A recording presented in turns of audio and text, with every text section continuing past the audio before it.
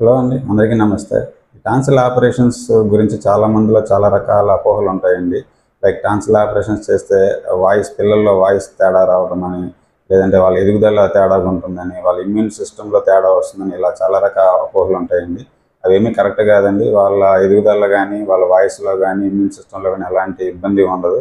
ఈ టాన్సిల్స్ అనేవి total body immune సిస్టంలో ఒక పార్ట్ మాత్రమేనండి. అవి తీసినంత మాత్రాన మన ఇమ్యూనిటీలో ఎలాంటి ఇబ్బంది ఉండదు.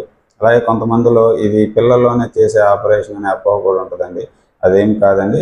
ఆ ఇబ్బందిని బట్టి పిల్లల్లో అయినా పెద్దవాళ్ళలో అయినా ఈ టాన్సిల్ ఆపరేషన్ అనేది చేయొచ్చు. కాకపోతే మినిమం వయసు అనేది ఒక 5 సంవత్సరాలు నుంచి పిల్లల్లో చేస్తాము. అది కూడా ప్రతి చిన్న ఇన్ఫెక్షన్స్కి సంవత్సరంలో 1, 2 సార్లు 3 సార్లు వచ్చే టాన్సిల్ ఇన్ఫెక్షన్స్కి ఆపరేషన్స్ చేయరండి. మందులతోనే అవి తగ్గిపోతుంటాయి. కొంతమందిలో సంవత్సరంలో మినిమం ఒక 4-5 సార్లకి మించి సివియర్ ఇన్ఫెక్షన్స్, క్రానిక్ ఇన్ఫెక్షన్స్ వస్తూ అవి వచ్చినప్పుడు మింగడానికి, తినడానికి బాగా ఇబ్బంది పడుతూ, తర్వాత కొంతమందిలో బ్రీతింగ్ ప్రాబ్లం కూడా ఉంటుందండి. అవి శ్వాసకి అడ్డం పడుతూ, అలాగే దానివల్ల నిద్ర కూడా సరిగా పోరండి. నైట్ టైం అవి అడ్డం పడుతూ బ్రీతింగ్ ప్రాబ్లంతో నిద్ర కూడా సరిగ్గా పోకుండా మధ్యలో లెగుస్తుంటారు. దాన్ని స్లీప్ ఆప్నియా అంటారు. ఇలాంటి కండిషన్స్ ఫ్రీక్వెంట్గా, తరచుగా ఇలా వస్తున్నప్పుడు మటుకే టాన్సిల్ ఆపరేషన్స్కి వెళ్తాము.